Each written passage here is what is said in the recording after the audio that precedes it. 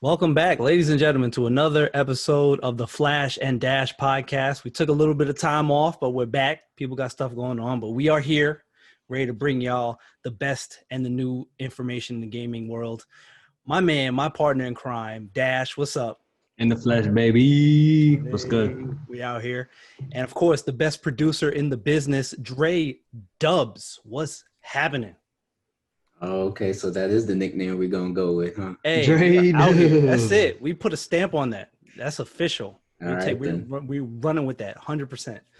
So we got a lot of stuff to cover here. But first and foremost, just to get this situated and run this through, we're going to kick it off with some Nintendo stuff. A lot of Switch information. We just passed not too long ago, Mario 35th anniversary. Oh, yeah. There was a lot of information there that Nintendo dropped in our lap, kind of almost out of nowhere, which is great.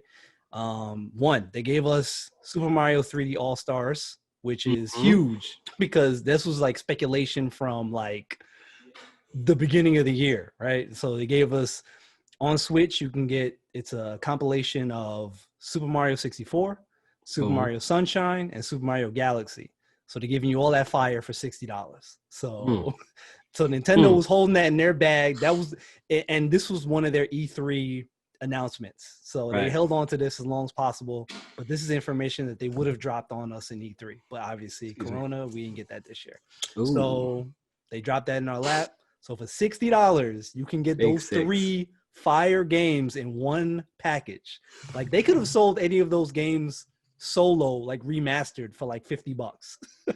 But they gave you three in one package. Especially 64. Especially Super Mario 64. And especially Galaxy, because that was, that was more recent in terms of how it looked.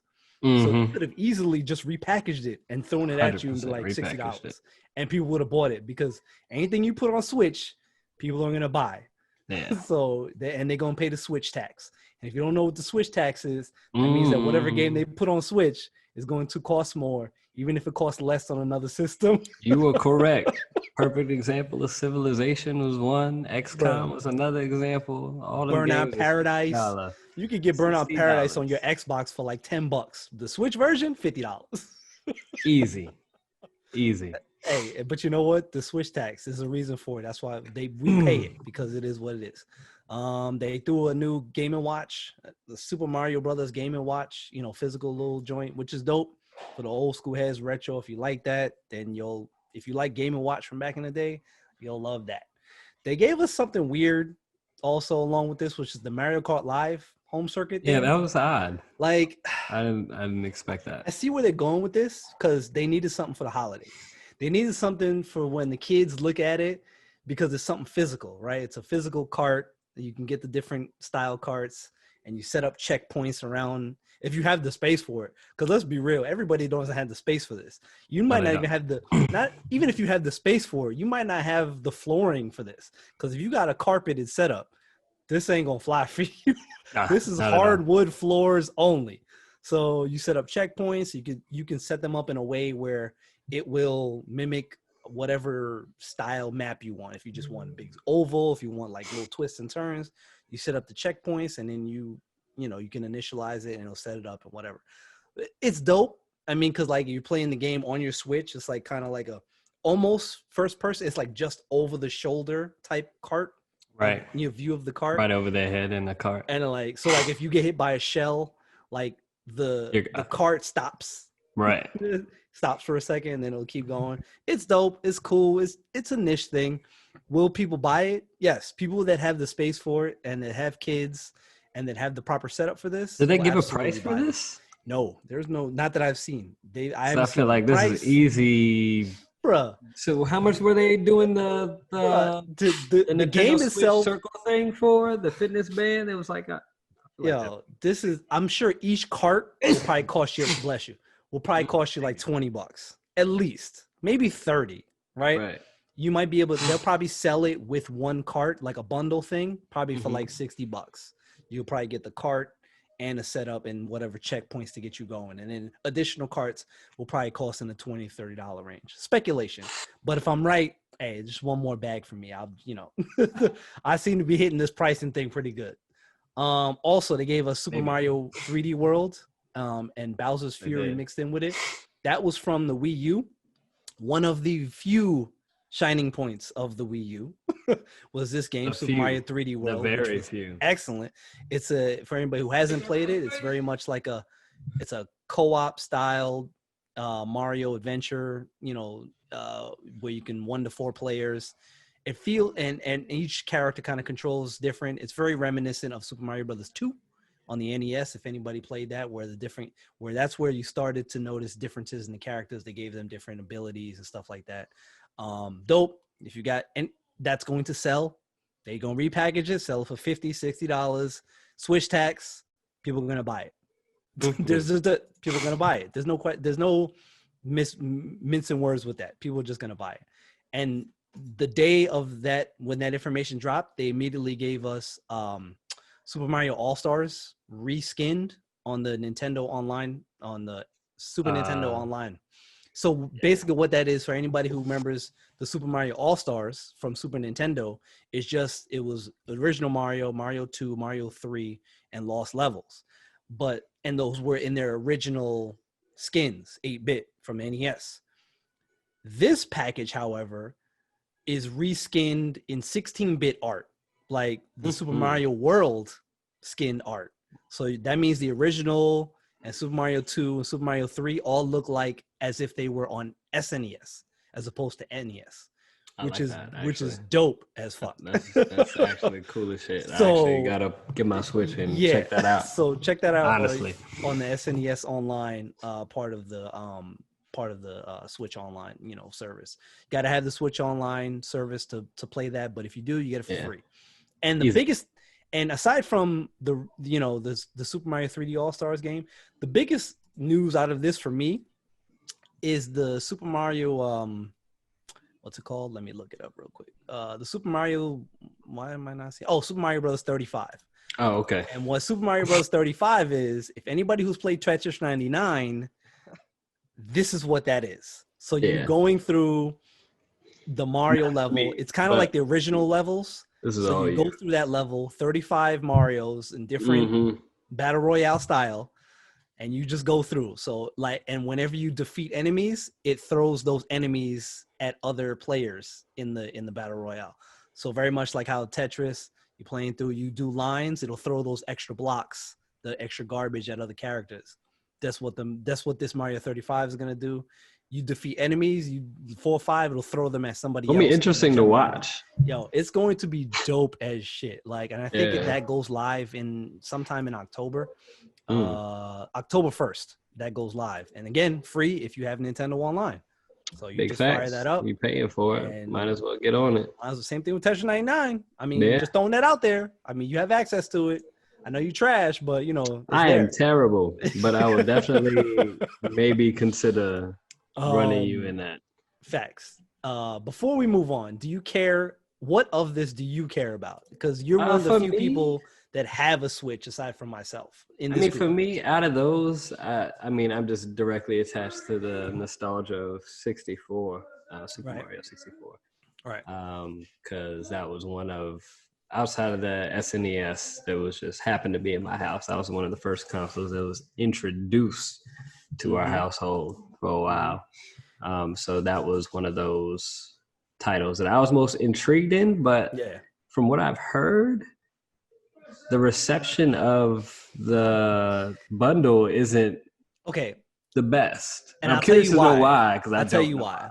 And I've been, obviously, me being the biggest, one of the biggest retro people in here and biggest Nintendo fanboy in here, I'll tell you exactly where that stems from. The biggest problem people had is that they thought Super Mario Galaxy 2 was going to be included in this package. So I'm like, which is understandable, but at the same time, I'm like, look. I guess for the price point of $60, that's what they're looking for. You get 3 premium games already at $60. Give me more. Like, come on, son. Like, Super Mario Galaxy 2, here's what I think. They could take Super Mario, they might hold that, because they could take Super Mario Galaxy 2, remaster it all together, and re-release it on its own on Switch. And people will still buy it. Absolutely. They can't give you, they can't give you 4 games in this thing and charge you $60 for it. They can't. Getting 3 premium Mario games for $60. Come on. Like, let's just take what we can get here. Like The consumer is always gonna want more. let's just take what we can get. Like we're They getting a want the best lot. They want deals. more. This is $20 a always want more. pop. They could have charged you $40 for these, and everybody would have bought them. If they would have dropped these for $40 digital on the Nintendo on the eShop, people would have bought them. Yeah, And it would have been like, 100%. oh my god, I gotta pay for this, but they would have bought it anyway. You're getting all three for $60. Come on, You are correct. cut the nonsense. Cut Cut the it. nonsense. Cut it. Cut it. Cut it. Cut You need to cut it. Like that's just Them prices way too high. Facts. Cut it. So Nintendo dropped that in our lap. Coming along with that, there's these two things might tie in my opinion. And I'll tell you what that is. The Mario 3D All-Stars is live. As we're recording this, it released officially September 18th. So if you get out and go out and buy it, and I'll tell you why. Because the physical copies are limited. They're not going to be on sale forever. Nintendo was like, these are limited physical copies. And they said the digital copies are limited run until March 31st. Whoa. And here's what's also crazy is that the Mario 35 is only run till March 31st. And also, so I'm curious, and a lot of people don't know why. Nintendo hasn't said why, but it's been in the fine print. They're like only available until March 31st. Here's my theory. My theory is that it ties into this last part of Nintendo news that we have, which is Nintendo has announced officially that they're working on a Switch Pro. If I had to guess for a name, I would probably say it'll be something like Switch Plus. Because I think Switch Pro is too like Sony. That's too like in line with what Microsoft and Nintendo and Sony do. So it'll probably be like Switch Plus. I don't think Switch XL would apply because I don't think they're gonna make it bigger. They'll just fine tune the components. The rumors they want to make it 4K compatible when it's docked. They want to make it 4K compatible, so they can make 4K related games and titles. So it'll probably be like Switch Plus or something like that. So here's my theory. My theory is that those end dates will correlate somehow with this new Switch, which I think they put a hard stop as March 31st to say something like, wasn't that when the Switch they'll be compatible, but there might be a different version. We might have to alter the version for it to be compatible with the new. I don't know, but I feel like that hard stop March 31st date is somehow going to coincide with what they're doing with this new Switch. That's my theory, of course. I think it's because otherwise, why put a hard stop on it in March 31st? That's just weird.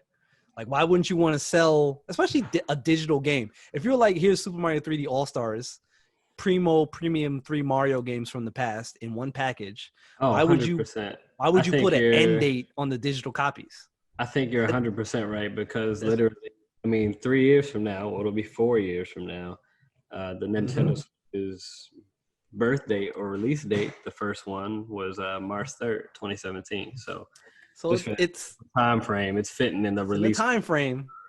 I don't know. Switch consoles. Yeah. Oh, let's see when the Switch Lite was made. Hold on. Here's the only thing I want.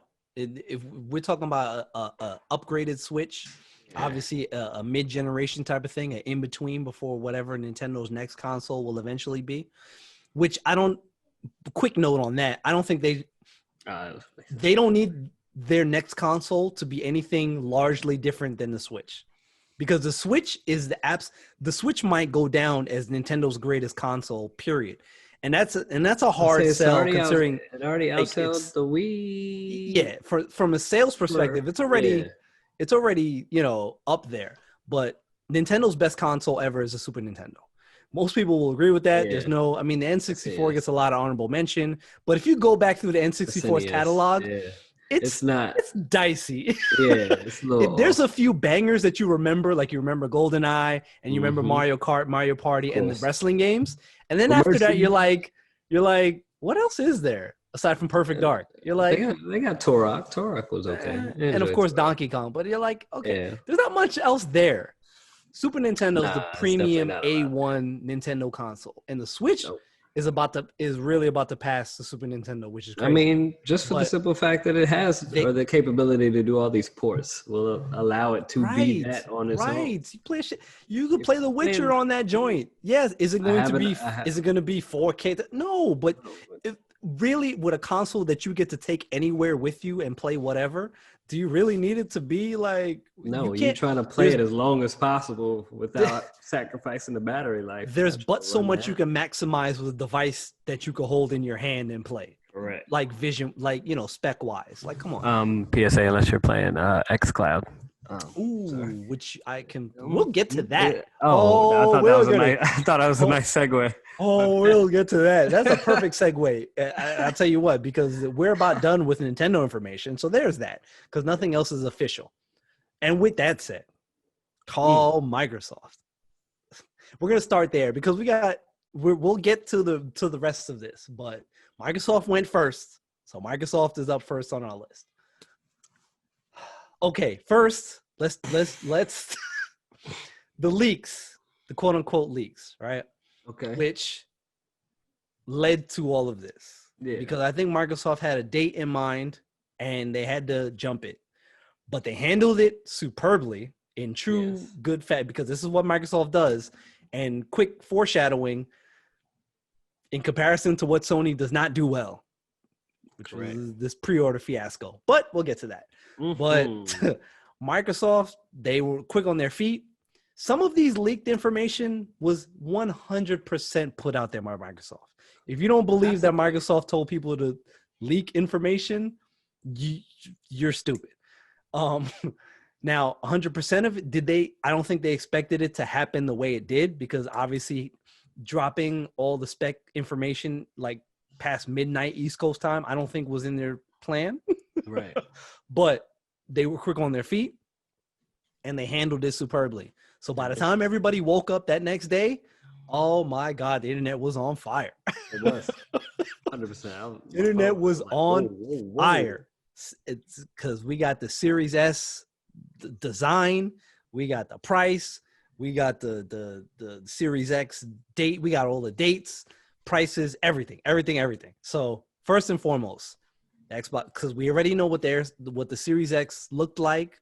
We knew what some of the specs were already, but we got the full information. We got the price, $500. Perfect. This is what we kind of expected it to be. You and I had some speculative information. That's kind of what it would be around.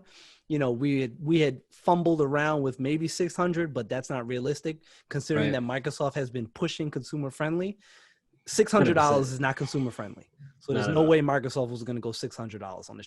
Would they have if they could? Yes. But I don't think that would have been the smart move. And given what Microsoft is trying to do, again, from a consumer friendly standpoint, I don't think 600 was ever really realistically in their plans. Yeah, not at all. So we get it. The date, November 10th. Perfect.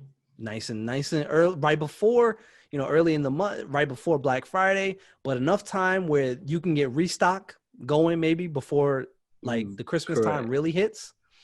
And pre-orders go live by the time of this recording 2 days from now, September 22nd. We know, again, and we're going to talk, we know the date, we know the time, all information is here. No jumping the gun on this. Okay. Microsoft has this under control. Easy. So we got the look of the Series S. It is a fraction of the size of the X. It's half the size of a PS4. Literally, this thing is crazy small, and $300. I don't think anybody had that. There's no way anybody had that number. $300 for this, and all you're getting, you're not even getting a stark difference in specs between the Series X and the Series S. We're talking a few less, gigabytes, whatever, of RAM, gigabytes of RAM. And obviously you got the size difference, which both are going to be running solid state drives. The Series X is going to give you a terabyte, and Series S will give you, 512 gigabytes of storage. Of course, the odd thing is that while the Series S is 100% digital, so no disc here, you would think that a lot of people are like, well, you know, it's weird that the all digital console has so much less gigabytes and so much less, you know, internal storage, which I understand that perspective, but you got to understand that from Microsoft's perspective, to keep the cost down, if you slash in 512 gigabytes off of a solid state drive, you know how much money that, you know how much cost that saves? Most people, I don't think people know how much money, the difference in price between current, you know, spinning hard drives and solid state drives, the cost. Unless you're a PC player, you have. Unless you're a PC, you know nothing about why the cost is so different and why Microsoft was able to save so much money on the S. Half, you know, the storage that's in the X and no disk drive. And mind you, it's a Blu-ray drive. So, you know, Blu-ray drives, they're not out of this world expensive, but considering the cost and the licensing cost to have a Blu-ray drive in your device, that's about a $40, $50 clip per console. Yeah. So that plus the solid state drive, you know, memory that they're going to save, just that 512, they'll probably save $100 per console on that alone as well. Easily. So $300, bro. This is, oh man, like $300. This is great. And it's just, I will say, I don't love, the only thing I don't like about the design is I don't mind the vent. It's the color of the vent that bothers me, because the color of the vent makes it stand out in a way that looks weird. Like, why? What color would you make it? Just white. Just make it the same color as the rest of the. Gotcha. It doesn't have to be an off two-tone color. Just make the vent white too, and it would have just blended. It would have blended better. I think it was an odd choice to make the vent black. I just think that was weird. I'm like, I mean, it's fine. So, you know, structurally, it doesn't change anything. Right. So it's really irrelevant.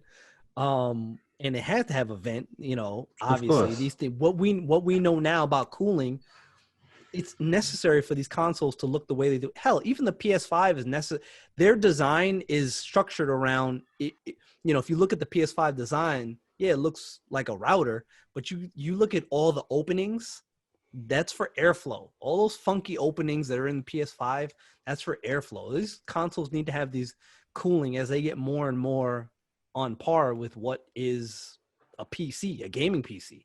They have to have that cooling has to be there, because that was a huge reason why when we were making those jumps to next gen, these generation, like PS3 and Xbox 360, that's why those consoles had, you know, structural failure, because they didn't have proper venting. That was why 360s had the issue they had. Right. Again, I've mentioned this before. People may not remember, but don't forget, PS3 had just as many failures. They just didn't have a funky, cool name, a Red Ring of Death. Oh, there were a lot of dead PS3s. Don't get it twisted. Okay? Definitely. Just a red button.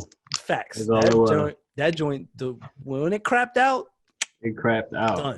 And then we're not going to talk about y'all server problems and Anonymous and the beef y'all got with them. We forget about that. And the other big thing with Microsoft's information is the extension of Xbox All Access. Now, we talked about, on the very first episode of Flash and Dash podcast, we talked about Xbox All Access. This was about a year ago, right? So Xbox All Access is a program that Microsoft has had for probably about 2 years now. Most people didn't know about it. It wasn't because it's tucked away in their website. Like, that's the only place you're really gonna find it. They didn't promote it.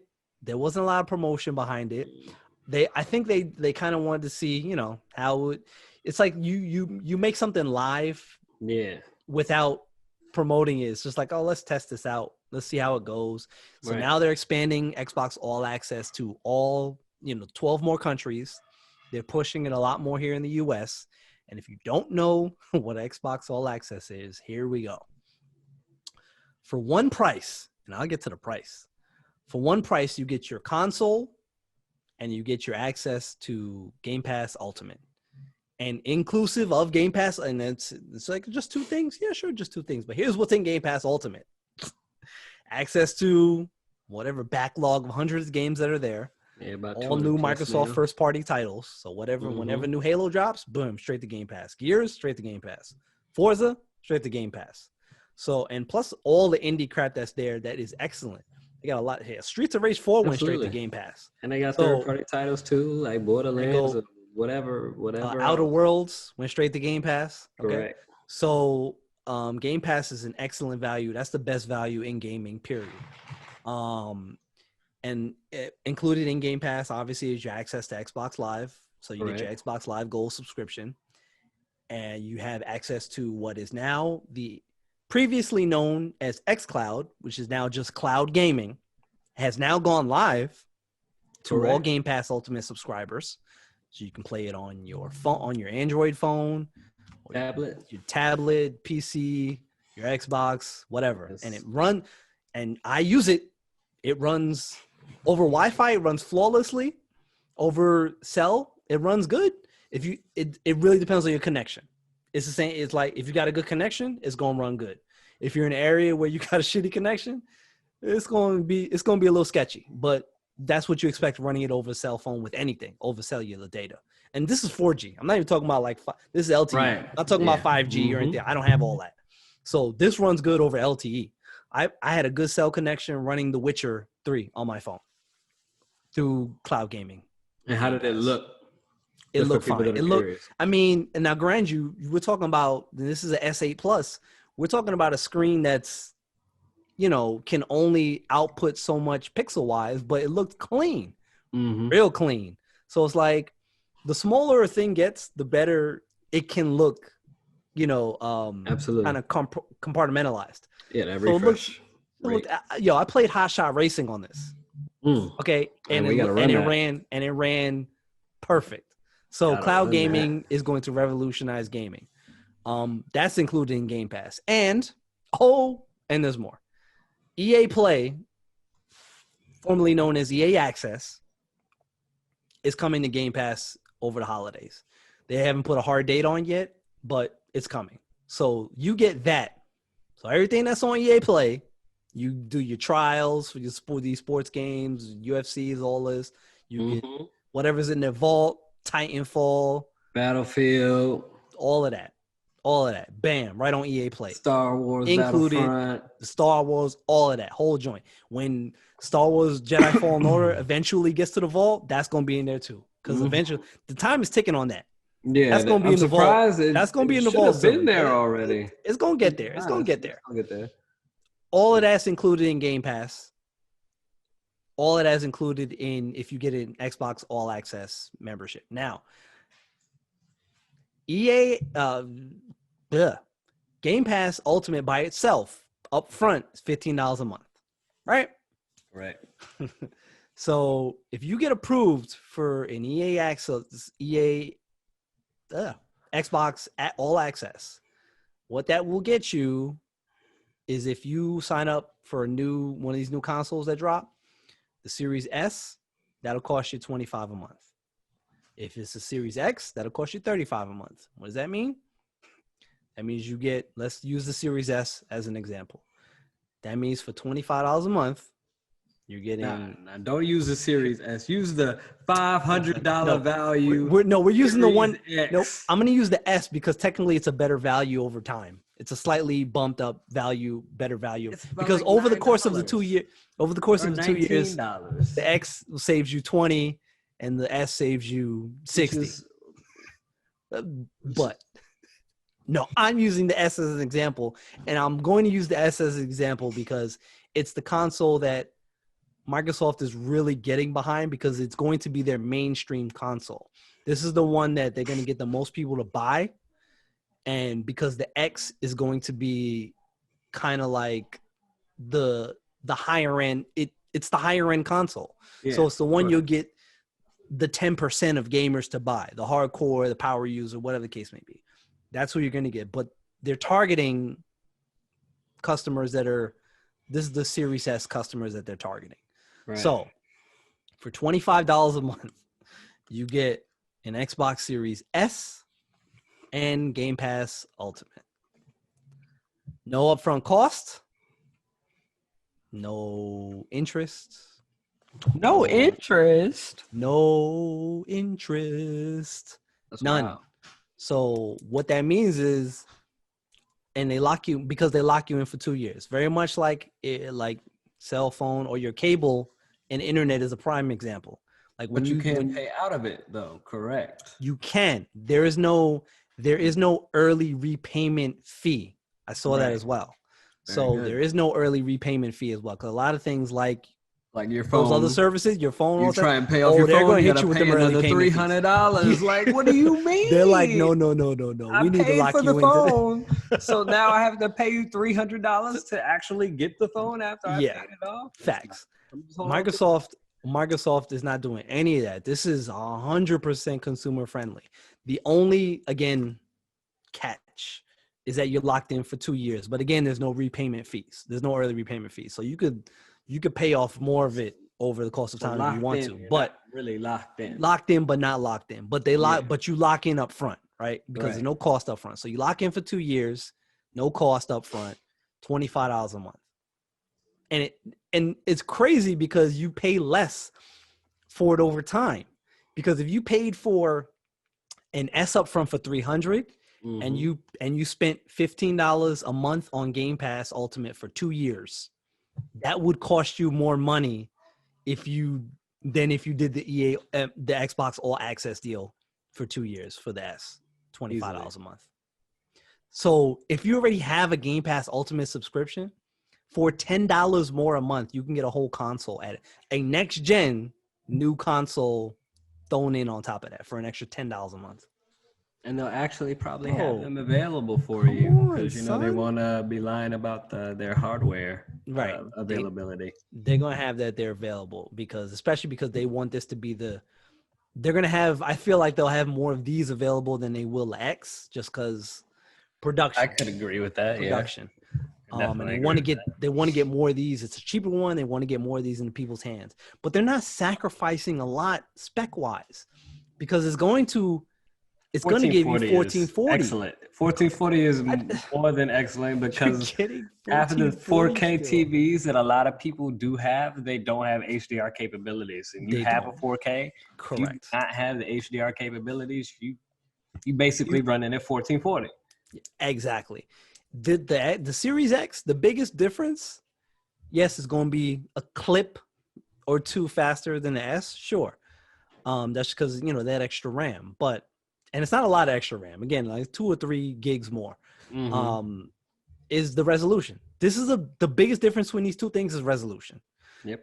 You're going to get native 4K on the Series X with 8K capability, I'm sure, whenever that happens. 6 years from now.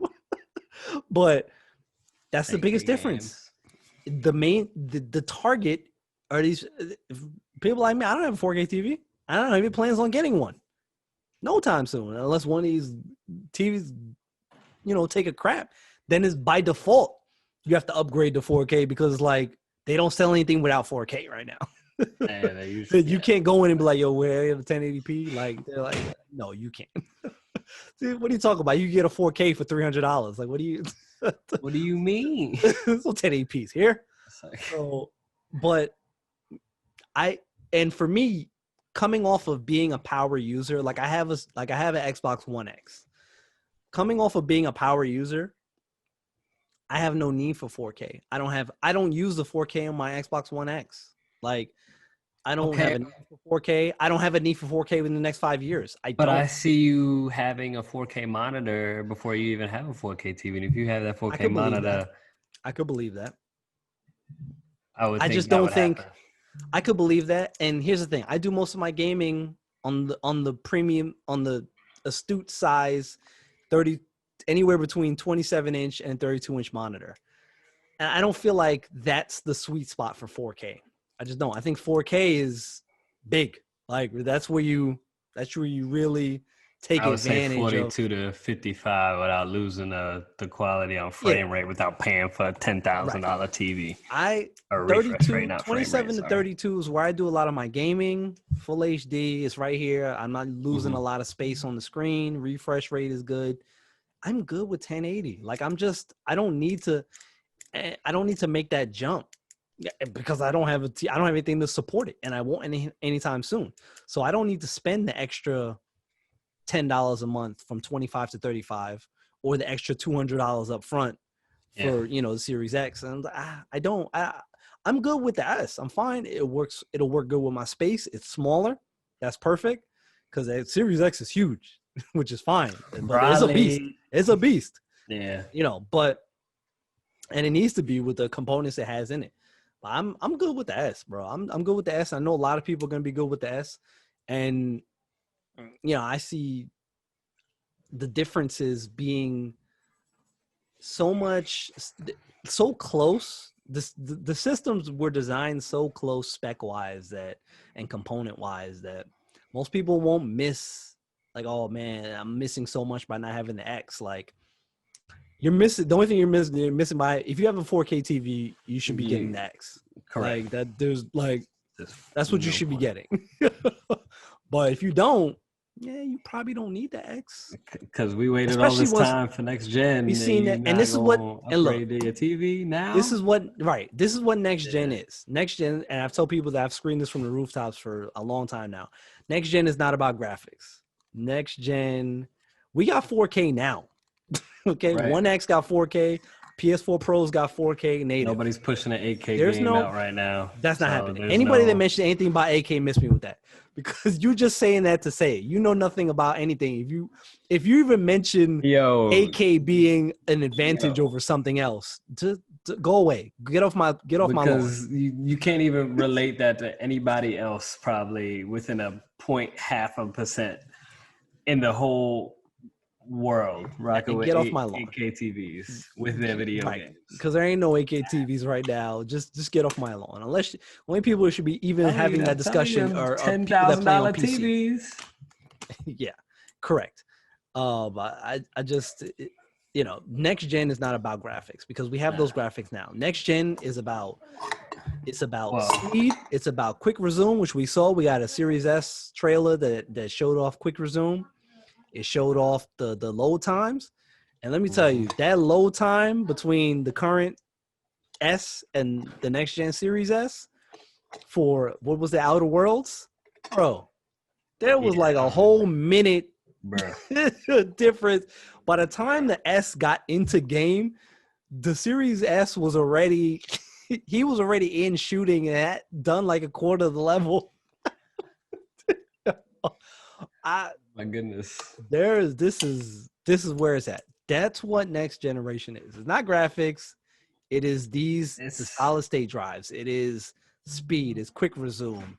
It's it's load times, cutting down on load times, refresh rate, frames per second. This is what give me whatever, like 1080 Series S, 1080p, 60 frames per second.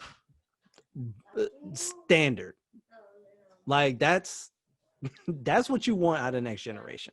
It's not about people want the frames or don't want the frames. Some people want the resolution, or some people want the resolution and don't want the frames. Yeah, so it's not about resolution. Resolution was important like 10 years ago. That's what I'm saying. It just depends on who you are. Me personally, miss me with the resolution, because me personally, I'm waiting on this back end of Microsoft's journey into this next generation, because all the developers have gloated about it, but we're still reluctantly saying, waiting on our titles to really support it, waiting on Avowed or waiting on Halo to get that real polish that it needs, and inviting the guy that made Halo 1 and 2 back on which unfortunately, I think I've mentioned this before, which unfortunately means that there was more wrong with Halo than we had ever expected. Just Corona problems. Correct. So thank goodness that they're taking the time to do that. But we're here where we're at this point as games as a service, and you get all these games, you get all of this stuff, you get all of this stuff, but I want my Fable.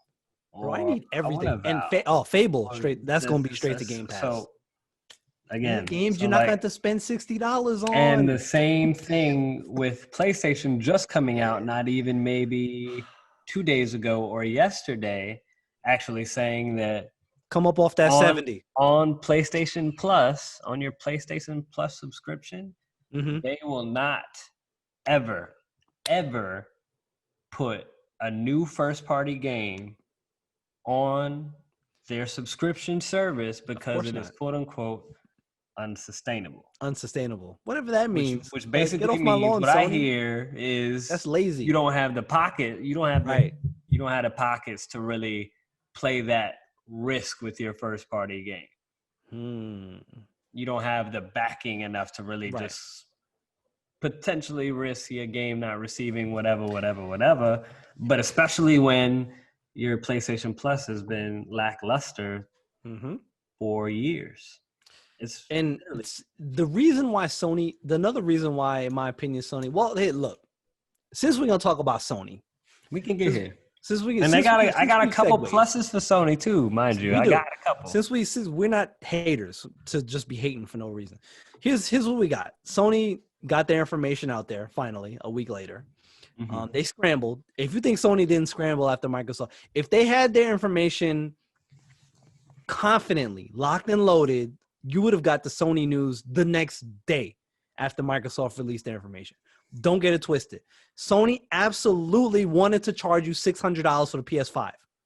Once they saw Microsoft's prices, there was no way they was good. I'm 100% certain that Sony was ready to come with the information the next day. But they saw 500, they were like, oh, shit, we got to redo this whole thing now. Because you can't come in at 600 and Microsoft coming in at 5. You can't. There's no way. You would have got run out the gym. You can't do it. This is why they were waiting so long. You got Xbox Series X has the most powerful teraflops. They're gonna wait to see how much we're gonna push out for it. So you would suspect that we would do 600, and maybe then backdoor with 5. And they would have come through with 5. Right? They would have absolutely done that. Yeah. So they came through a week later, gave you information. So you're getting the full. Their show was okay, by the way. I'm not mad at it. It's fine. It is what it is. The show was good. I got a few issues with their marketing, and I'm gonna the deceitful marketing that we're gonna talk about. Have noted that isn't just me. No, we're gonna talk about Spider-Man. We're gonna talk about Miles Morales. We're gonna. It's funny. It's funny that they put Deathloop in the show. I want to play it, but yeah, you do want to play it, but we'll get to it. It's funny they put Deathloop in the show, which looked good, but I'm like, that's not a launch title anymore. Nope. Deathloop was in there before, and then they had to push it. It got pushed out, so it's not a launch title anymore. Which begs me to ask the question: is it going to end up not being a timed exclusive anymore? Because now that it's pushed back, because it was a timed exclusive, so now that it's pushed back, is that even going to be an exclusive at all anymore for whatever time it was going to be? So they let off with Final Fantasy 16, which is fine, but even that. A lot of people are like, yeah, it looks great, but that oddly doesn't look like the Final Fantasy I want to play. Because a lot of people, because it's like a single, it's just one person. Yeah, one person hack and slash. I was literally about to say hack and slash. There's no party members. No. Which, if anybody knows anything about Final Fantasy, your party that's a whole foundation of the game. Without your party members, you'd have a really tough and strenuous time. Doing? I just don't understand. No. So they led with that. We got some, Miles Morales stuff there, and then a bunch of other things that were fine. You saw some Call of Duty stuff, but yeah, I didn't really. And they closed off with the little God of War teaser, which is fine. That to me is the biggest deal. You're getting God of War next year. That's a big deal. To me, that's humongous. The biggest. That's the biggest deal of the whole thing. Is that you're getting God of War next year. There's no way I expected they was getting God of War next year. Maybe 2022, but not next year, which means it's going to be holiday next year. Which basically is 2022. Yeah, true. So standard edition PlayStation 5, $500. The discless, $400. Which I guess, that's to be expected based on what Microsoft came in at. That's to be expected. $400 for the discless should be interesting because that is fairly competitive with the $300 Series S because I don't think they're sacrificing any specs between the standard PS5 and the digital PS5. So there's no spec so it's not like they're losing power. They're just taking out the disk drive pretty much. So it'll be competitive with but again, you got to get people to buy into not having a disc console, which for Sony, I think is tougher. And because I find that a lot of people like their discs. Yeah, especially Sony people. Yeah, and because you get those. Because you think they have those single player titles. So, and I wanted to loop around. I'm glad you mentioned that. 'Cause I wanted to loop around to piggyback on what you mentioned before about those first party titles, specifically not being on their PlayStation Plus thing, collection, whatever the case may be, because they need to sell those games as they are. Those games they have to sell at their premium. That's how they make their. That's where they get people to come in. They're blockbuster titles. They're Spider-Mans. We'll loop around to that. They're God of Wars. I'm not going to mention Uncharted because they don't make any more of those. So, by the way, Sony people, stop mentioning Uncharted when you talk about Sony's exclusives because they don't make it. Uncharted is done. There are no more Uncharted games. It doesn't count anymore. And y'all probably didn't even play the one where you played as his shorty. Lost Legacy. Yeah. Right? Probably didn't and that's what, by the way, Miles Morales is. So in case you weren't paying attention, Miles Morales is basically Uncharted Lost Legacy. If you thought Miles Morales was Spider-Man 2, you're sorely mistaken. Because all Miles Morales is effectively DLC. But they're not going to market it as that because if you market it as DLC. They can't market it as that. It's you see slick what they tried to do though. They mentioned I'm onto it already in the marketing where they were giving prices for games and their first party. Oh, things are gonna be $70. Mm-hmm. You notice they put Spider-Man Miles Morales Deluxe Edition. Mm-hmm. Of course, $70, which is because your standard edition is like 50, 40, whatever. Standard edition. I mean, whatever, I would say. Because it's not a full. This is we're in that 10 to 15 hour range of game, right? And this is what you're banking on as your launch title for your system, because Deathloop is out of the launch window, right? Yep. You're not getting those type what.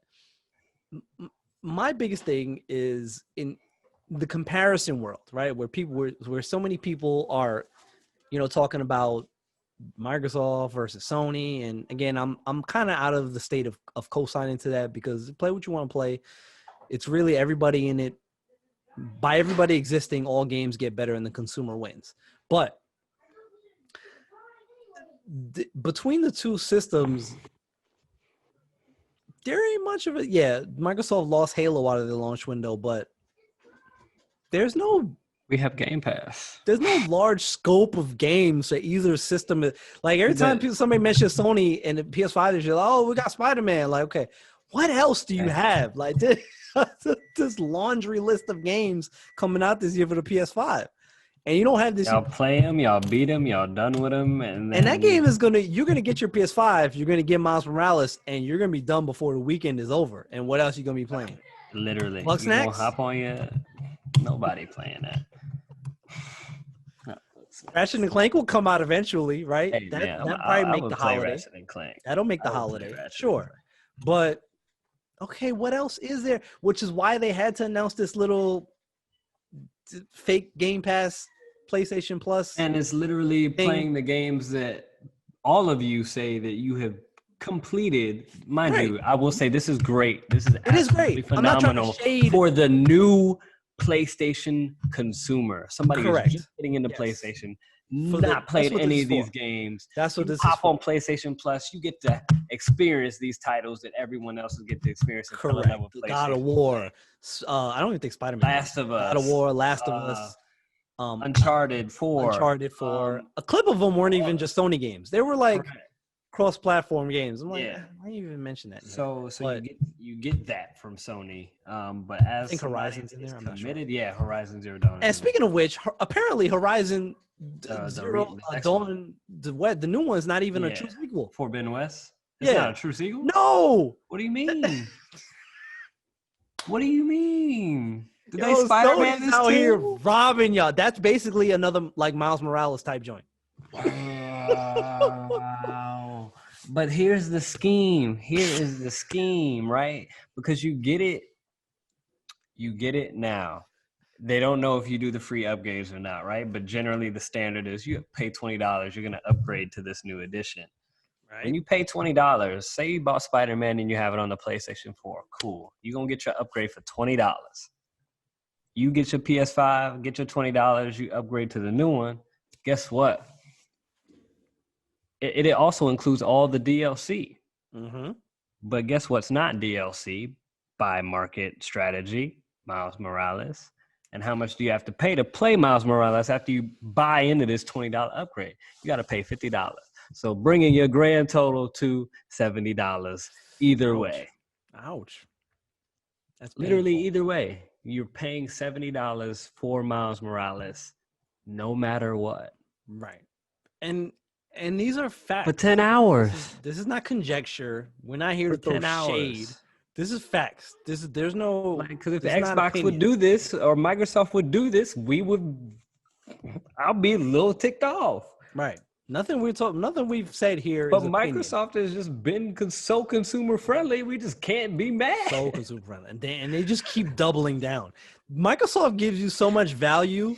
Not only do you think that there's a catch somewhere, but you're like, yo, there's no way. Like, I gotta be missing something. You're looking for interest on Xbox All Access. You're looking for don't make a payment. You gotta pay $300 to get your system back online or something wild, crazy. Bro, I assume that if you miss a payment or something, they'll probably lock the console or something like that. Please Which is be on fine. time with your payments, but Sure, yes, just make your payments. Make your payments. But- It's fucking $25. Come on, you were paying for Game Pass Ultimate anyway, probably. So come on. But and again, and this is So if they're doing that for Horizon Zero Dawn Forbidden West to just is that what's happening again? And look, and anybody, this PlayStation Plus, what was it? Damn, name of this thing anymore. Collection, PlayStation Plus collection. Plus collection thing. Yeah, it's not Game Pass. Okay, please let's not. It's Now a I will step in say the right it is a direction. step. Yes, it is a step in the Yes. right direction for them. And 100%. don't get it twisted. This is as a result of Game Pass. Don't think that they did this. Don't think that they haven't noticed what Microsoft has done with Game Pass, because this is exactly as a result of them needing to do something because of Game Pass and the value that's in Game Pass, and especially EA Play getting added. I bet that this is information. This is something that this is part of the extra few days that they took to release this showcase. They put this in there, I feel like, somewhere after the fact. So let me ask you this, just for speculation. We'll call this my wild speculation of this show. Alert. At what point, or do you think at some point EA will become an exclusive branch to Microsoft? Bro. Because you saw the tweet exchange. I haven't seen anything like that between two major pieces in the gaming industry. Shout out to EA together. for finally doing something right for once. Crazy. So you see them interacting on Twitter, and we'll get the best producer in the business to put that up there for y'all when you're watching this video. But those tweets that were exchanged, that wasn't something abnormal. That to me was the signal of potential partnership. Yeah, down the line, possibly. To where like just how MLB The Show was off Xbox for years. Sorry, Sony, that's not anymore. So imagine what if literally all the sports games that people love and enjoy playing are only on Microsoft? Can it happen? Is it possible? Yo, possibly. I won't say 100% yes, but there's a possibility. Part of me believes that because I think the biggest, before I go that route, I will say that very much like how EA Access was only on Xbox for a while. I don't remember how long, but a long time before it made its way to PlayStation. I think this is potentially in that vein of going in that direction. Partnership, I think, is tough because And I think the biggest thing for that is not just the sports games and especially Madden and this stupid NFL license tie-in, but Star Wars also. Because EA has a video game deal with Star Wars. Yeah. And that Disney. When Disney being involved, I think that there's too many branches of this where Disney would probably be like, I don't think we can let you lock in to just one console, because that means that eventually at some point, not that the games wouldn't be accessible on other consoles, but then it would be like once games made it to the vault, then it's like, okay, if you pay for Game Pass, which is a Microsoft thing, you have access to EA Play, then you have access to the Star Wars games that are in the vault, which is linked to Disney, and then they're like free to an extent if you pay for Microsoft service. So I don't think that it's a partnership is a reality, but again, it'll exist for now as it exists. I mean, EA Play is going to be in Game Pass. There's no getting around that. So you pay for Game Pass, you're going to have access to EA Play. So we'll see where that ends up. I don't, who knows? This is... In the words of Tremaine Clarkson, somebody needs to hack Game Pass and Microsoft for this to fail. Yeah. Because they've just caught too much steam.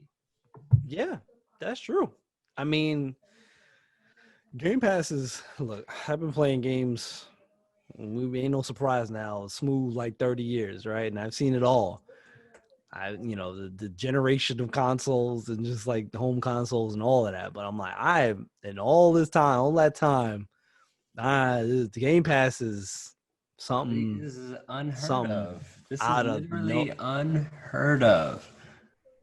Streamers I'm looking at, watching on YouTube, whatever it is, content creators, just literally wherever they exist, they can simply recognize that the extreme and insane quantity of value that it comes with Game Pass and simply just owning an Xbox console, to where you can have a $300 console and it can easily become the second console to those buying Sony. And that's, I think, is the best part about it at the low price point. Of course. Easily a second console. Easily, because somebody would just as easily go buy a $300 Switch. Why not get the Xbox when you got Game Pass and you got the access to all of this stuff? So, of course. And a lot of people are... And to have xCloud and link it to your Activision account or your ESO account and play on the same and have your connections or your save go cross-gen. Yep. Xbox made that happen for you. They sure did. I didn't even think about that. I didn't even think about that portion where you can link your Activision and carry it from one system to the other. The possibilities on this is crazy. And I'm glad you mentioned streamers, because that made me think about, what I was talking about before, with the two consoles for Microsoft, is the Series S is a lot of streamers, a lot of podcasts that I listen to, and a lot of streamers. The S is, not only does it fit good into their setup size-wise, but you can't stream in 4K. You can't stream over Twitch in 4K. Yeah. So what do you want? If you're a streamer, you don't need a Series X, because you can't stream. If primarily you use your consoles, you're a streamer, you're on there 3, 4, 5 times a week. You don't need a Series X, because you can't stream in 4K anyway. I wonder if they're gonna upgrade or get a new capture card for these new consoles, produce a new capture card like Elgato and all those things. It's possible. I could see it, but given that we're not there yet. Given that the one that I think that you can use with console now, a lot of them only go up to 1080 or 1080 or 1440. They don't really go to 4K. They do not, unless you have a PC. Correct. Right. And before we, I guess, wind it down here on this, Sony. So the Sony conference went live, whatever day it was. Was it the 16th or whatever? The Wednesday, yeah. So amongst that information was shortly thereafter, they were like, pre-orders are going to go live tomorrow, which they didn't have any plan for this. Again, they were scrambling. They had no plan for nothing.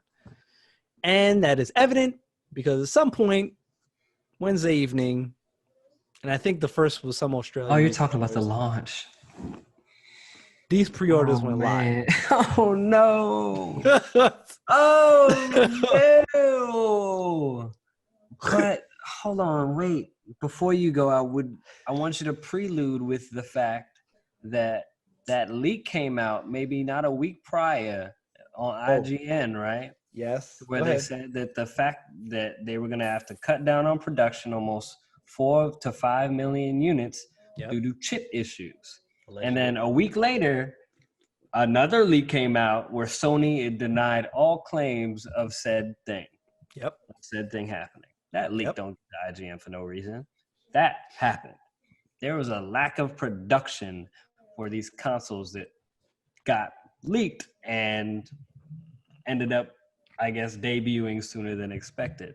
So when we get here and we get to the point where they're ready for these pre-orders to launch, they happen at around 11 o'clock at night or 10. Whatever time it was. And go.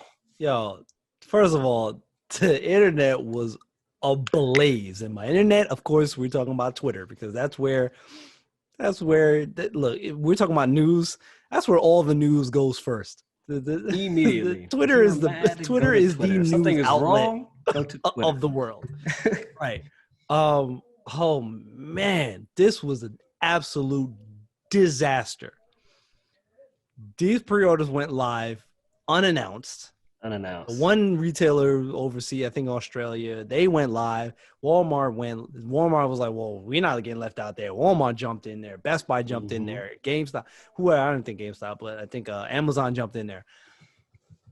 Bro. Target, everybody. This is the most poorly handled thing I've seen in a long time. Yeah, you can't tell me you can't have a handle on this because obviously for infrastructure purposes, if you have a show on a Wednesday and you let the world know, hey, our pre-orders go live tomorrow, Thursday, you have to give retailers time to get their infrastructure set up for that. So they're like, okay, you guys should be ready to go live with this tomorrow, whatever the case may be.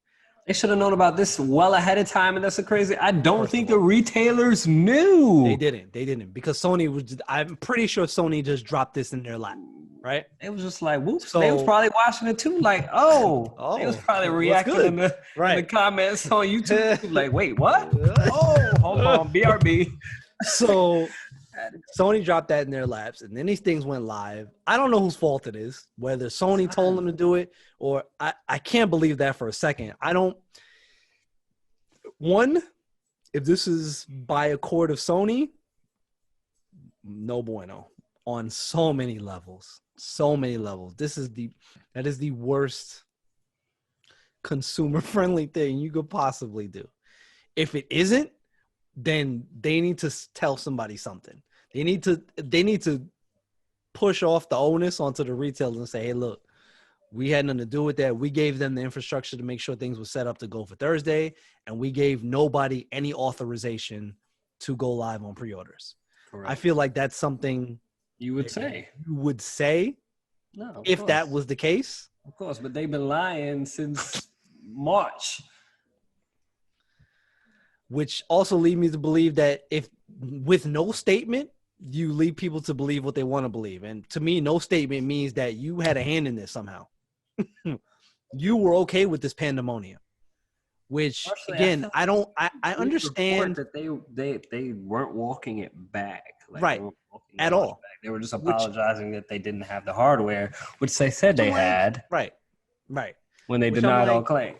And I understand the want to get excitement going, but this is not how you go about doing it. The excitement was already there. People were already talking about this. They were talking about the showcase.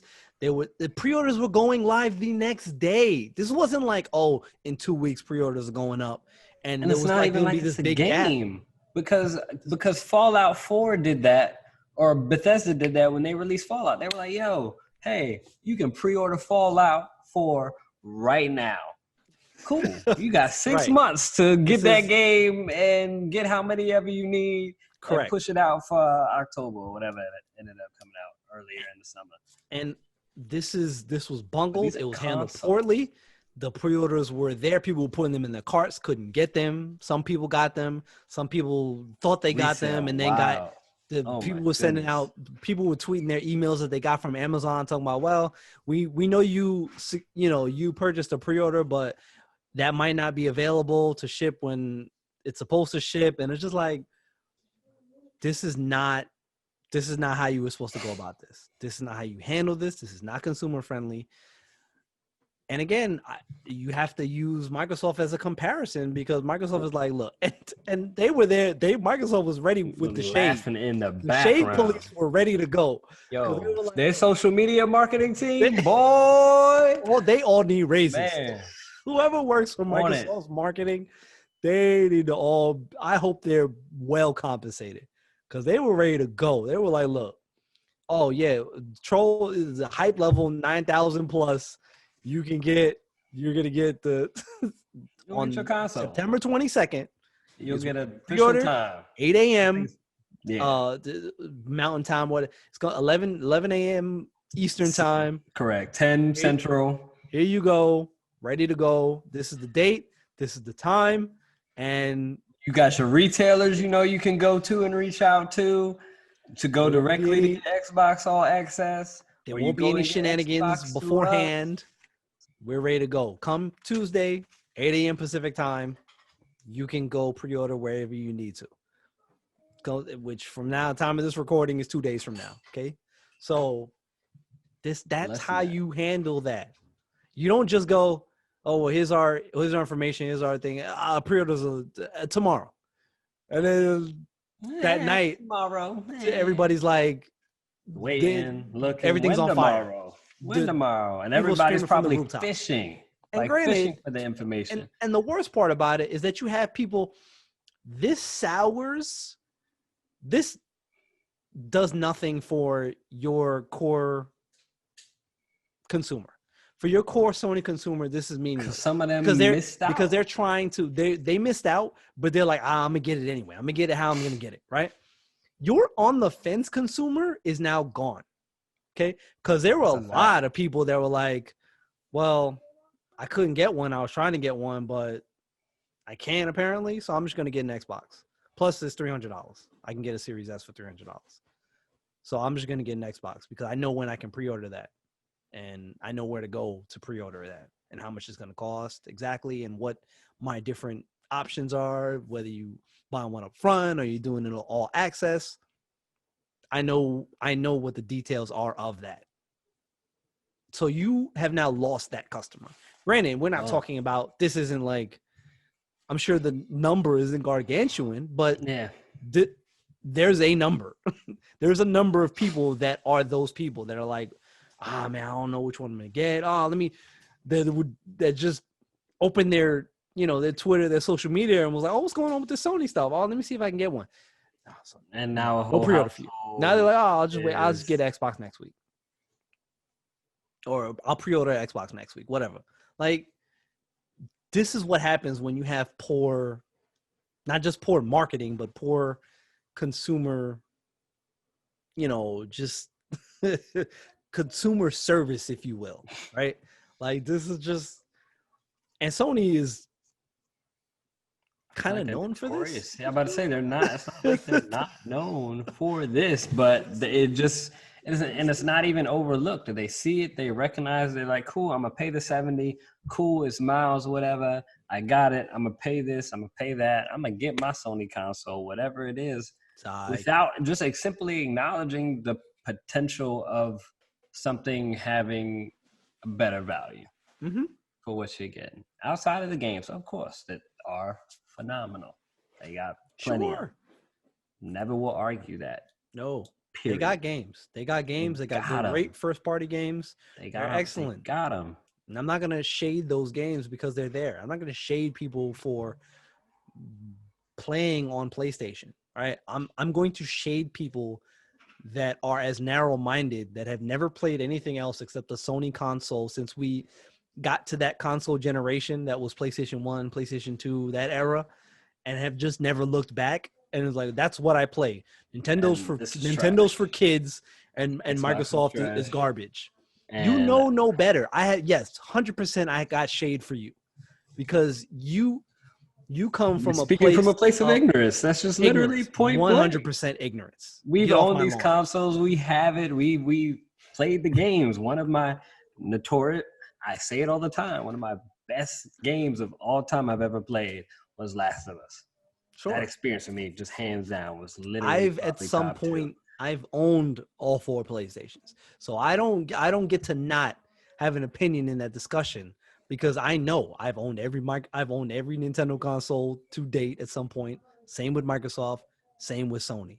Okay, so I get to have an opinion across the board on all of these things because my opinion doesn't come from one of ignorance. It comes from a standpoint of I know that my PlayStation 4 at the time, I played Uncharted 4 and played it mostly to the end, right? And then I played a little bit of MLB at the time when that was out. I played a little bit of the Persona 5 that was out at the time. And then it sat there for 5 months and collected dust because there was nothing else to play. All right. Everything else, the people that I play with are all on Xbox Live. And my third party stuff is I'm always going to play that on Xbox. So it sat there and it sat there and it sat there. And then I traded in to get my Xbox One X. Which, by the way, is worth $200 at GameStop. The latest console. So go do what you got to do at GameStop before they close their OLED doors up. Because they're closing a bunch of stores. Yeah, in the United States. Make sure I think it's like 300 to 400 stores they're closing. Like, yo, GameStop is on the out. And they've had some of their best notable years. Yeah, and don't let if you're a GameStop customer, a frequent GameStop customer, don't let the shady employees, because they're not all bad. Mm-hmm. There are a lot of cool GameStop employees out there that I feel bad for that are going to lose their jobs. But don't let the shady GameStop employees push you into getting a more expensive console because it doesn't fit in line with GameStop's model. Because GameStop they don't want to sell you all digital console. Because if they sell you an all digital console, you'll have no need to ever go back there. You are right. I'm actually curious. We should actually go into GameStop and see. Yeah, if they were really push. I'm 100% that their narrative from their management and their upper management is to push disc consoles. So Series X and the standard edition PS5. Yeah. I would almost 100% really expect there to be like, oh, pre-order the new Series X or PS5, and then somewhere under that is like, oh, you can also get a Series S for this price. It'll be in smaller text, right? that you can also get a cheaper edition console. I 100% believe that because there's no reason that has been GameStop's biggest nightmare for years is all digital consoles.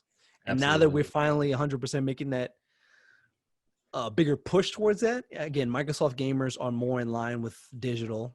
Sony gamers, not so much, but some of them are getting there. They're coming around because Microsoft gamers are more in line with what PC gamers do. They have a similar mind structure. Again, I don't want the PC gamers to come for my head on that because I know you guys are the PC master race, and I get it. I played PC games for a little bit, and I still got a bunch of games in my Steam account. So Xboxes, I'm there. I know, little cousin. But right, exactly. The Series X was designed for you to get some PC gamers playing console.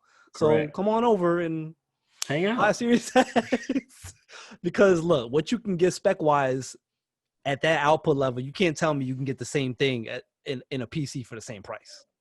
Like, absolutely not. You can't buy a $500 PC that has the same specs in it that a Series X. At least I don't think so. I don't believe that.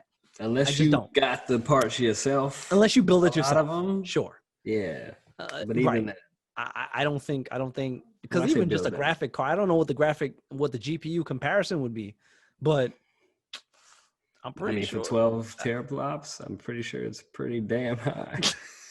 Pretty sure that's a pretty high one. Not the highest, obviously. I'm pretty sure it Not any is. TI level, but But pretty high. buy a Series X. Just see, let's come check it out. Because guess what? You can get Game Pass Ultimate, and Game Pass Ultimate, you can play the Game Pass PC version on your PC too, or your Or on Xbox, your whatever. phone. Because let's not forget that Game Pass PC currently has games that aren't on the console version of Game Pass. That's a thing. Like Gears Tactics, which is coming to console version of Game Pass. Yeah, I think I already pre-downloaded it. October or whatever. But yeah, definitely pre-downloaded. That was on Game Pass PC for a couple months now. Yeah, 100%. just there. Like you couldn't get that anywhere else except Game Pass PC. Same thing like Microsoft Flight Simulator. That's on Game Pass PC. No, I don't get. They are pushing forward. It's on there now. What? It's on where? It's on here now. Don't do that. I'm pretty sure. Let me check because I swear it's on the PC one. Fresh told me to download it, and he know I don't have a PC like that. I don't know. It's and on I the PC. Swear I saw it. So I'm gonna double check if it's there, right now. Download tonight. Oh Jesus! But because Flight Simulator is a big deal. Flight Simulator is a huge, again, in the PC community, especially obviously, Flight Simulator is big talk. Okay, that's a big deal. That's a huge get for Microsoft to. I think they want to have that ready to go in Game Pass when the new consoles drop, because that's actually, if you want to talk about a game that's a launch title type game to sell your console and to sell Game Pass, you'll be like, yo, come get, especially for PC people, like, listen, try this console, come get the Series X. You have Game Pass, get Game Pass. You can play Microsoft Flight Simulator over here, which has gotten extremely high reviews. It does. I mean, all the difficulty and level of airports you can fly into all across the world. You can do it. I mean, you're doing it with your friends, I think. Flight Simulator is a big deal. People get on there and they do 8-10 hour flights, those cross country, like cross the world flights, like live. Like they stream this. That's a thing. Like people do flights. That is wild. And people are watching this. That's just going to show you the popularity of Flight Simulator. I don't know. I think we managed to cram all that in. I think we did into a decent time frame. We covered, what Nintendo is doing, and Nintendo is being Nintendo, and it's great. And I love my Switch. And one thing that I forgot to mention that I hope we're all keeping our fingers crossed that if Nintendo, here's where Nintendo could get people to buy in on a mid-generation new Switch model for next year. Fix the fucking Joy-Cons. Oh my God. Own up to it, right?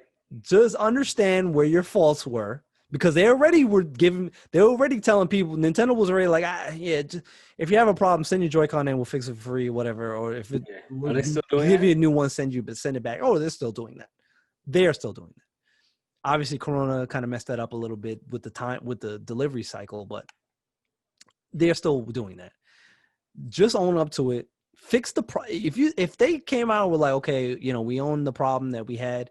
These are redesigned Joy-Cons with no issues with the thumbsticks or anything like that in this new upgraded Switch model. Guarantee you get people to buy in on that. That wouldn't have bought in on it before. So, because you can't, especially people that are out there that are in the, granted, there are a lot of, from what I'm to understand, there are a lot of great third-party Joy-Con options, apparently. Are there? Yeah. As from there's a lot of videos, check it. There's a lot of videos out there where people, do reviews for the third-party Joy-Con stuff that's on Amazon. And obviously they're a fraction of the price as the Nintendo Joy-Cons. But, a lot of people did, these Joy-Cons ain't cheap. Like, if you don't have a Switch, let me tell you, Nintendo, boy, they get a pair of Joy-Cons cost you $70. Is it 70 or 80? Yeah, $70. If they're one of those special first party Nintendo brand Joy-Cons, will run you $70. Those special edition new color ones, I think, run you $79. But yeah, so which is, you could get a Pro controller for $50, and that is just fine. But them Joy-Cons, bro. Facts. But if they fix that, they'll be fine, I think, and they'll get more people to buy in if they fix that the thumbstick problem, that fatal jaw drift issue problem. Yeah, man. But That's just Nintendo's doing what horrible. they do. They do it well. They're gonna continue doing it. Nintendo's gonna have just as a successful holiday with all the stuff that they got coming. With the legs that Mario 3D All Stars has, this Mario 35 thing. Easy. The Animal Crossing still sells high. Mario Kart 8 is still a top 10 selling game, and that's like a always 3-year-old game, It bro. will literally kidding be me? up there probably for the Still. lifetime of the Switch. This is ridiculous, and it wasn't even a Switch game to start with. Let that sink in for everybody, okay? Mario Kart 8 was like 2017 or something like that. It was Still top 10 selling titles games. because they didn't have now. that many titles coming out with the Switch when it dropped. Right. So that's still hot. Breath of the Wilds and Breath of the Wild. like all of that one stuff. thing. It's still getting fired. A lot of people are still speculating they're going to release something big. They still got one big thing in their pocket for this year, for the end of this year, but we'll see what happens. I think Zelda related. No. I mean, it could be, but I think they're going to hold off on that because next year is 35th anniversary of Zelda. Okay. So then I think anything Zelda related is going to be hold off till next year. Because you got the Mario 35th they can this run year. Pokemon in the ground too. That could be it. Whatever. Just give us whatever. Again, we went over everything Microsoft related. We got all the Sony stuff in there. Speaking of Microsoft, real quick, can we get Titanfall 3? Because there's talk now. Yo, what talk? There is trusted information that there's because I'm development happening on Titanfall 3. I feel like it. Who knows? I don't want development. I feel like this is the biggest. It's been happening for like. I feel like this is the 4 years. biggest kept secret with no information right now, because I'm sure people talk about it, but there's been no confirmation of anything. None of the companies or development companies, Respawn, nothing has come out and said anything about the game. Nothing.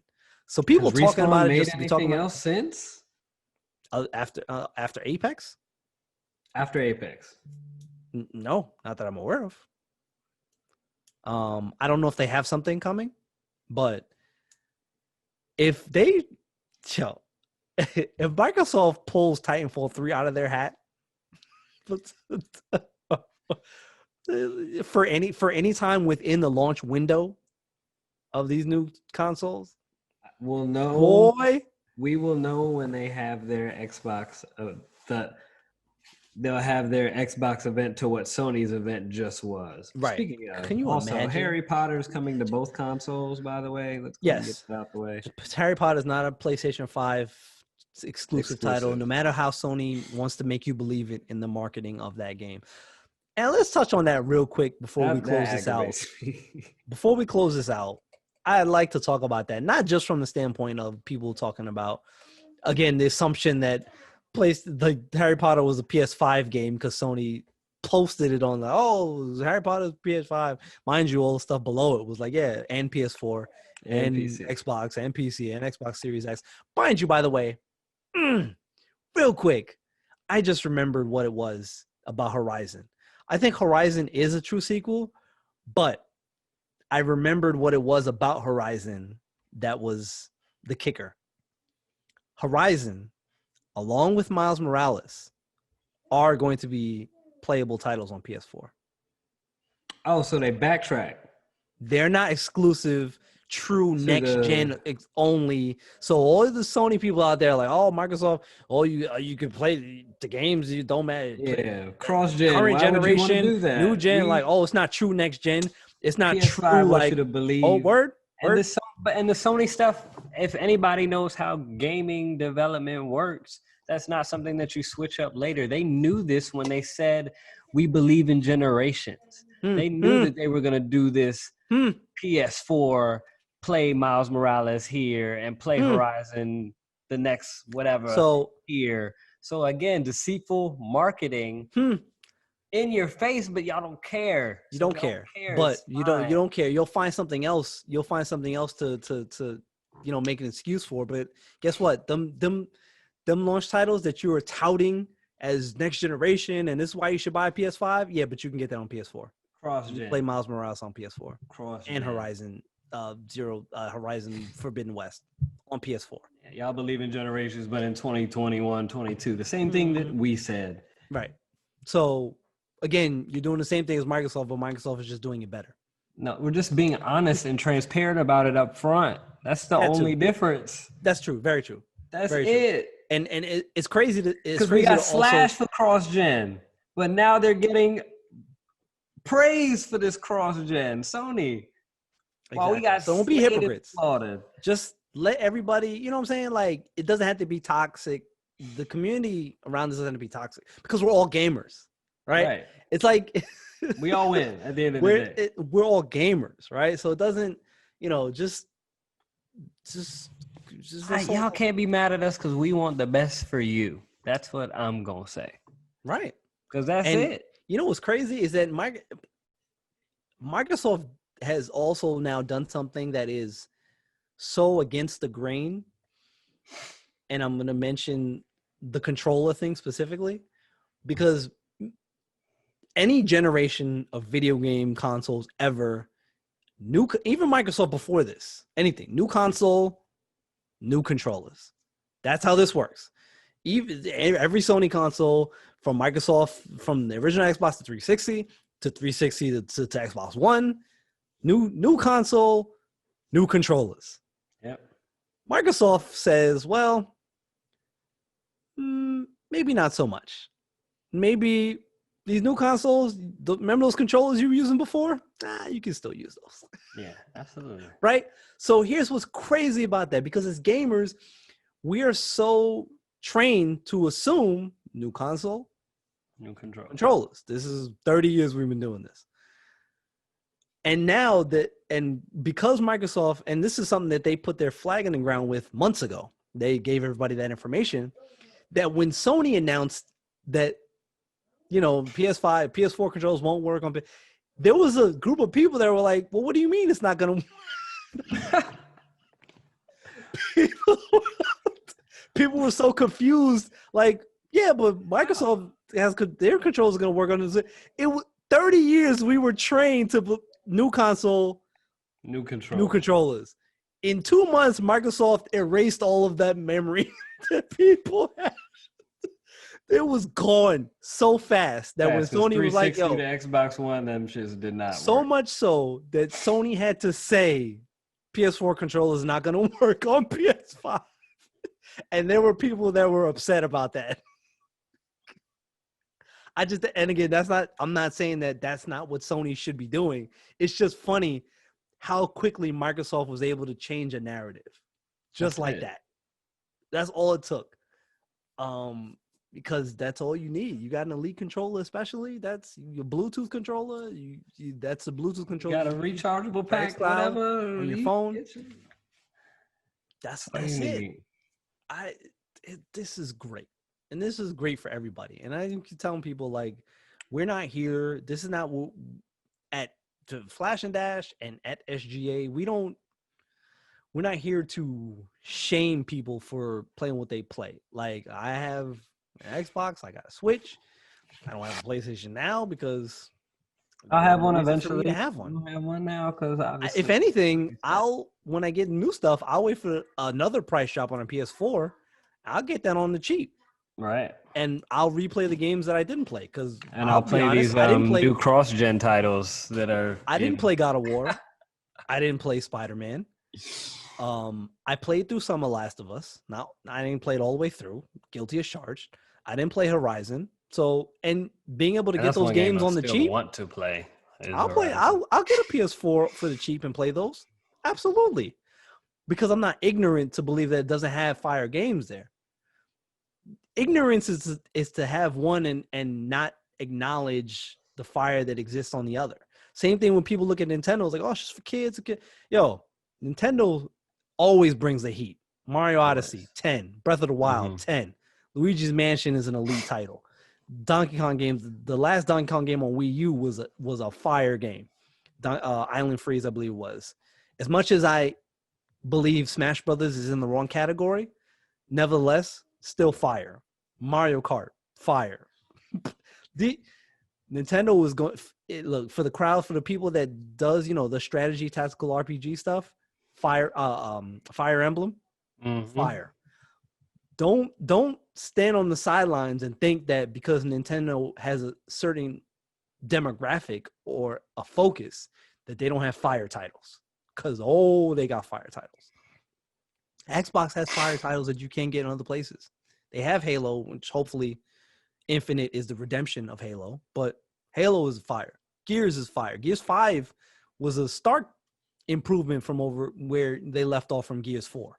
Right. So Gears 5 put Gears back in the picture, right? Gears is fire. Forza is fire. And that's 2 titles because it's Forza Motorsport and Forza Horizon. So you're getting fire there. Like, yes. After that, then you have to dig into the crates a little bit to weave and bob, looking for a little bit more, niche stuff titles. that's kind of exclusive. But State that of stuff is there and it's fire. All that other stuff. Right. Like Battletoads. You can't get Battletoads anywhere. It's on Game Pass.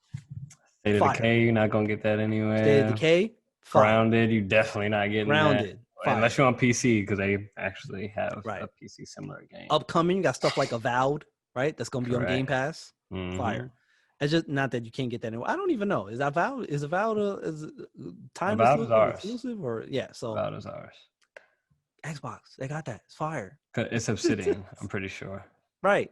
So fire. Everything Obsidian does. They got that fire. Fable's coming. Xbox, fire. Everybody's got what they got. You know what I'm saying? And just because and everybody has a place, everybody has a focus. Everybody has something that they're specifically good at. Sony is great at giving you games that you can rack up 40, 50, 60-hour adventure, and they'll throw you some DLC. Great. Is it going to have multiplayer? No. But that's not why the people that play those games. Spider-Man, God of War, or hell, Last of even Us, when y'all Rise, do have it, Last of Us did have it, and it was one of the most underrated multiplayers I've ever played. Yeah, and it's gone now. Right, but people weren't necessarily checking for it, right? Nobody was checking. Same thing with Uncharted. Excellent. It had a multiplayer, but I was like, okay, that's cool. You just played it because you're like, I'm done with the game. How much more of this universe? I want more of the world. Yeah, correct. So you just played it to play it. Yeah. But that's not what Sony does. Sony is not a multiplayer. That's not their niche. That's Microsoft's thing. Because if you look at Microsoft's exclusives, they're all about what you can do with multiplayer. Halo, all about the Forza, experience that you Gears, can enjoy as a family or with Battletoads, or for wherever. For a long time, Cuphead. Like these are things that they require. Look, Hot Shot Racing, which is on Game Pass and is excellent. Correct. Multiplayer. Anybody can play that. Right. So that's Microsoft's window. That's what they do. Nintendo does what they do. And Microsoft is about services. Sony is about first party exclusive adventures. So I'm just so blasted that you Nintendo is about mobile. You don't have to, but now so is Microsoft. Now so is Microsoft. Friend's house. If you got if you don't even need it. If they have a tablet or a device, you can use their tablet. Absolutely. Just sign in with your Microsoft account. Boom. You don't even need to bring a TV. Don't need to bring nothing. You can get yourself. Matter of fact, you can hit Amazon anywhere from between $100, $200. You get yourself one of them portable monitors. Not like a computer monitor, but they have like these monitors that are designed like tablets that you can plug your console into. Yes, go to Amazon, sir. Check this out. Anywhere between, depending on what resolution you want, please. For like 1080p. What resolution I want? Like 150 for like the range of like resolution. 1080p is like 150. 4K. It's probably anywhere from like 180 to like 200. You can get yourself one of these monitors around 15 inches, and it folds like thin, flat, thinner than a laptop, like kind of tablet thinness. You could throw it right in your bag. Boom. That you're on the go with that. And if you got something small, a Switch, a Series S that could fit into a real small bag, you're on the go with everything because you got a monitor to go with you all the time. And that's a monitor.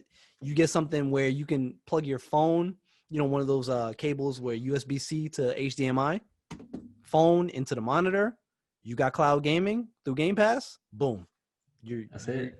You hop in. You It'll got let you time to kill. You hop into a Starbucks. Get on their Wi-Fi. Boom. You on cloud. Yo, you're on the go, and your people are at home. Like, yo, let's jump on this hot shot racing, or let's jump on whatever's in Game Pass, Gears, Halo, whatever. Let's jump on there real quick. Whatever. This is that's Microsoft's window, and that's not what Sony does. That's not what their aim is at. And there's no shade. Okay, too. That's not what they do. Okay. That's not what they're here for. They have a demographic for their customer. Microsoft knows what theirs is. Nintendo knows what theirs is. And everybody, these three gaming companies, they all can live together now. And I've said this before, and I'm glad Microsoft put their stamp on their direction, because they have officially turned themselves away from the direction of Sony. Because for a long time, Microsoft and Sony did the same thing and were headed in the same direction. They were within the same shadow. Right. Microsoft is headed in completely the opposite direction of Sony. Absolutely. And Nintendo has always been in a different direction than the other two. So now all three. So now there's reason to justify, 100% reason to justify being in all three infrastructures. There's no reason to limit yourself to, okay, I just do this and I don't do anything else. And again, I've mentioned this before. That's mostly the Sony hardcore. Right. Yeah. That, because there are less of the other two that do that. You'll rarely find a Nintendo or a Microsoft person that's like, oh, I only do Xbox. Like, there's less of those people in those infrastructures than there are. Sony is way far in the lead as far as those type of people. There are a lot of Sony people like, oh, I only play PlayStation. I don't play nothing else. Like, Microsoft and Nintendo people are way more like, oh, yeah, I'll try it. Like, yeah, of course. They're far more laid back to, like, yes, do those people exist? Like, are there Nintendo elitists? Yes. Are there Microsoft people that think that it's the best thing, the God's green earth? Yes. But there are far less of them than there are of those Sony type of people. Because I know from being a Nintendo Microsoft person, like, I'll play whatever. Like, I just want it to be convenient. That's all I'm here for. And Microsoft and Nintendo, they got convenience on 10.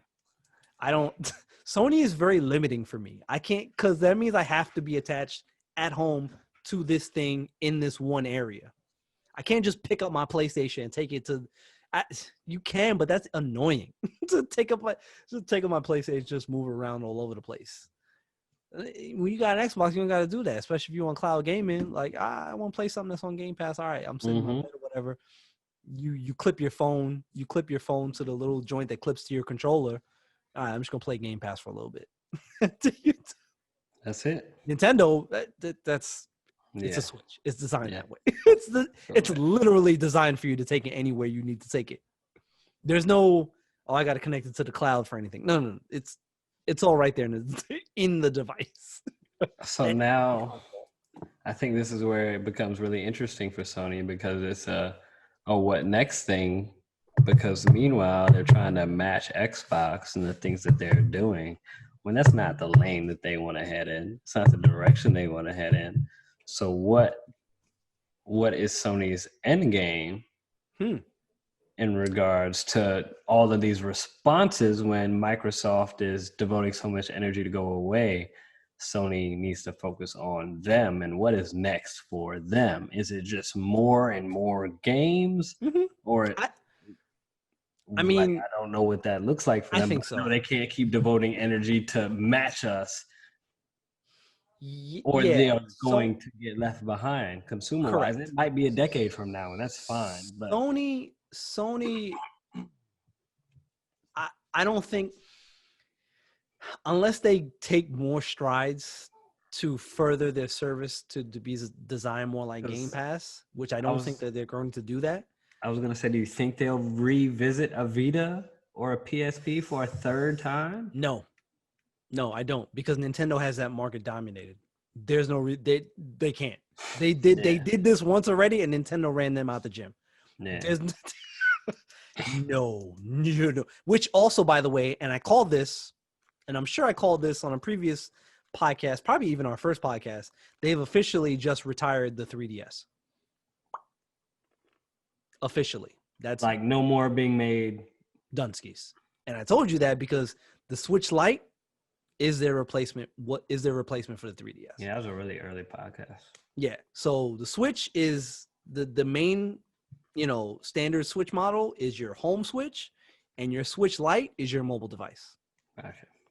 And the Switch Lite as a replacement for 3D for 3D, Nintendo boy, you kill it with that. That is Absolutely. I could do a whole thing where I gloss over Nintendo, but we know this. To another podcast hour. But Sony can't, especially now with the Switch Lite being Nintendo's mobile device. Nobody else can step into the mobile market. They can't, which is why Microsoft never got into it, and which is why cloud gaming was their End game. Correct. And in regards to that portion, because because Microsoft knew that releasing a device to go into a proverbial mobile war with Nintendo you're going to lose. And Sony tried. The PSP was cool. The Vita was. I mean, they were good. They were good. They were good devices. Yes, but comparatively speaking, they shot your competition is Nintendo, and you're going to lose in that market when that's your competition. Nintendo been doing mobile games for 20-something years. Nice. The Game Boy, I think, came out in 1989 or something like that. Yeah, man. Come on. They have mastered this. The Switch Lite is the mastering. Speaking of which, before we close this out, that now makes me think about a new point. Will the Switch and the Switch Lite, as we know it, because the Switch Lite will continue to be its mobile, device for Nintendo, does that give them leeway to change the Switch, the home version of the Switch, to something completely different when they eventually release a new console? Because previously I did say that the Switch design was kind of perfect as it is, but do they just keep it as it is in the Switch Lite form? And that gives them leeway to change the home device to a new design completely. That would be really interesting. Because the Switch Lite is perfect. and it really truly is. What it does, it's perfect.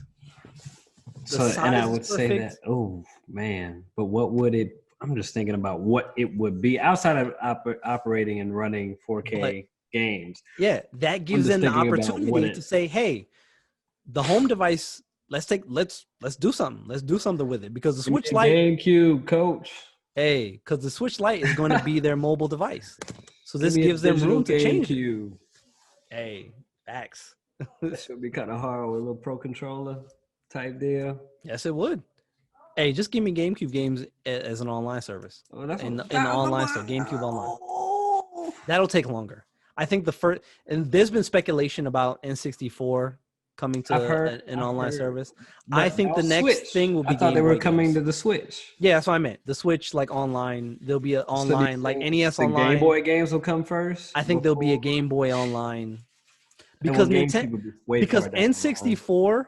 Yeah, they've already shot their low here with one of them, the premier games on the. Yeah, and Mario 64 is now included in a Switch package game, so you're not gonna. You get the kick the penguin off the mountain on your Switch. So, and next year, with 35th anniversary of Zelda hitting, I guarantee you're getting some sort of repackaged Ocarina of Time, Majora's Mask type joint. So that's going to take that out of the catalog. With those two games out of the catalog, there's no real because you can't get the wrestling games for licensing, marketing. A lot of those wrestlers have passed away. They're not in the company anymore. The rights would be a nightmare. So they can't get that. They can't get GoldenEye for probably the same marketing reasons. And Rare is owned by Microsoft now. Yeah. So you can't get that. You can't get Perfect Dark for the same reason. After that, there really is 1 in 64 games are left after that. I know we got to finish. Game Boy. I'm telling you, Game Boy, especially Game Boy Advance. Give me Advance Wars. Oh, Advance Wars. But I heard a rumor on the dark webs of YouTube, speculation that there could be one in development already. Yo, just give me Advance Wars however you want to give it to me, whether it's in the GBA online service type thing or whatever other. Whew. What happened? My last question to wrap it up is what happened with Game Pass and Nintendo, and could it still happen? I don't think that's happening anymore.